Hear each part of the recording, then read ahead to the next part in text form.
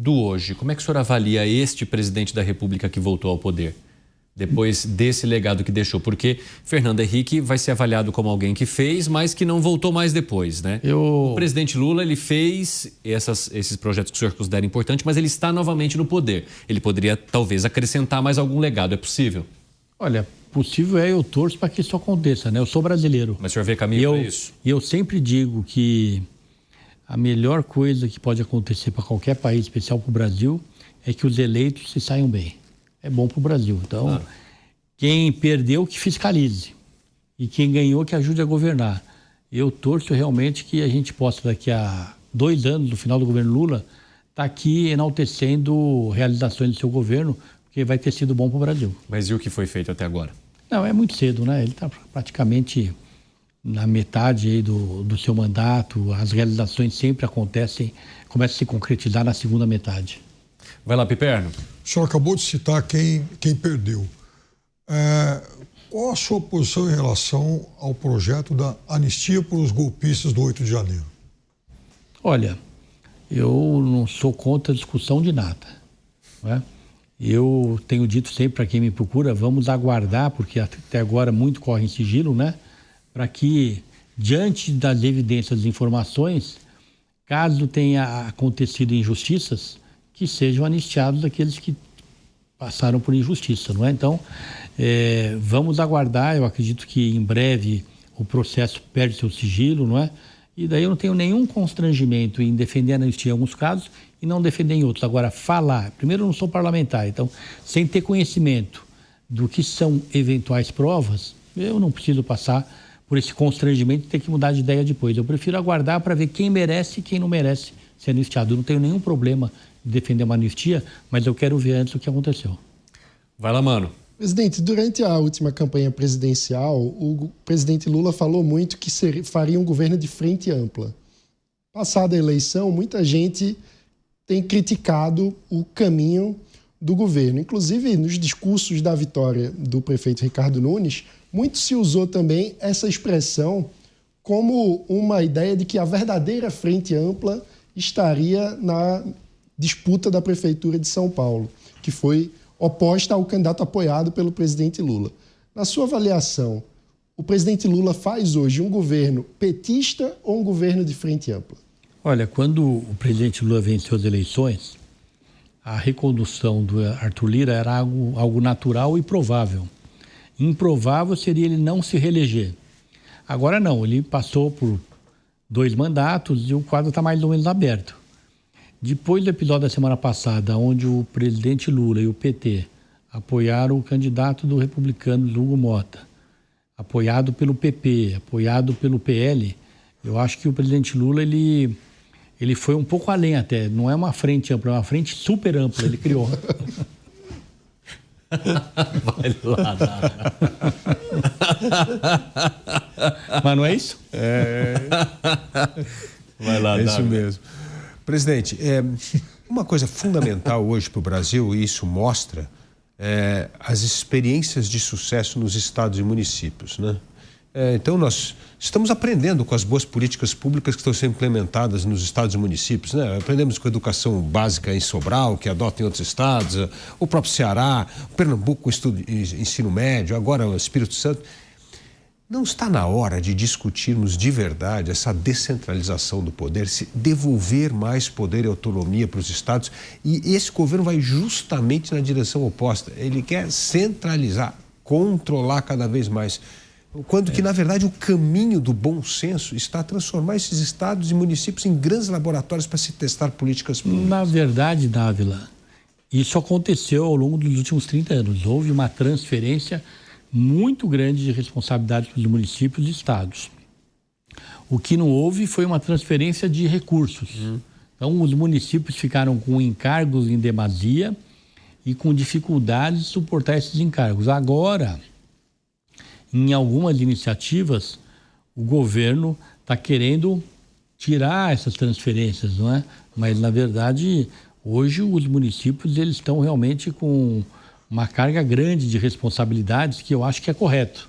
O que está acontecendo é o governo querer inverter e trazer para si responsabilidades que já não passam, seja da saúde, da educação, mas o problema mais sério hoje é a falta de verba dos municípios.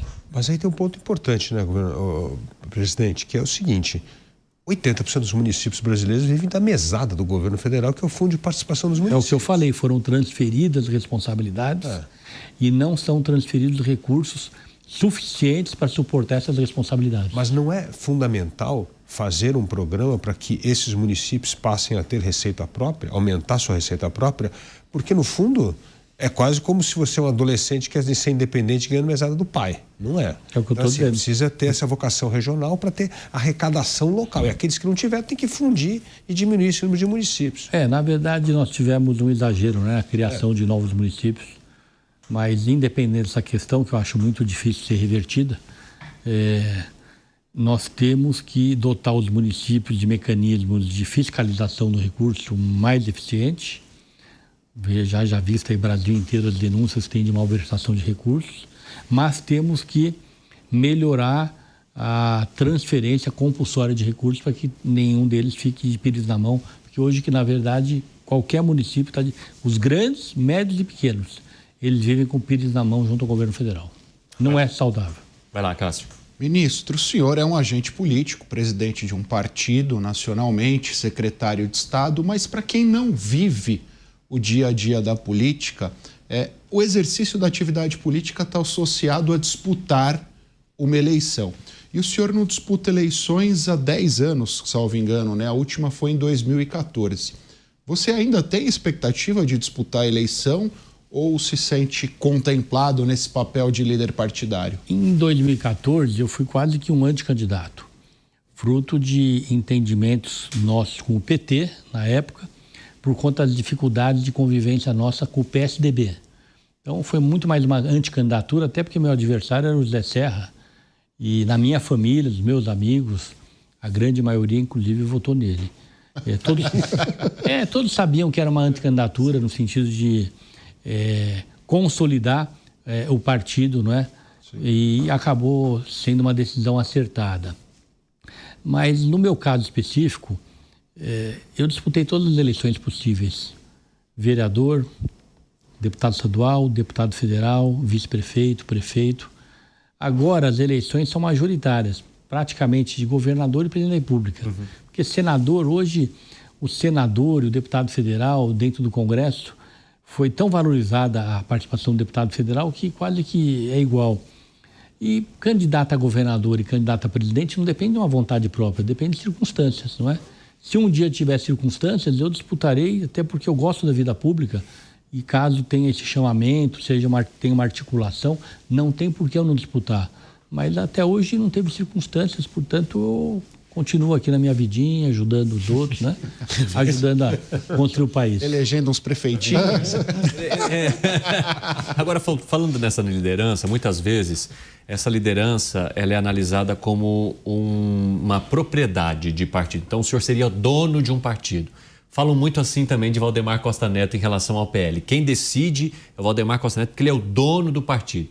Quando o senhor ouve esse tipo de imputação ao senhor, digamos assim, como é que o senhor reage? Como é que o senhor responde a isso? Com muita tranquilidade, porque você acredita, ou você que está nos acompanhando, que um Ratinho Júnior aceitaria ser comandado, que tivesse um dono, um Topázio, um Rodrigo Pacheco, um Eduardo Paes, um Alexandre Silveira, um Braide, um Otto Alencar, um Antônio Brito? O PSD é um partido de quadros, um partido de quadros não tem dono.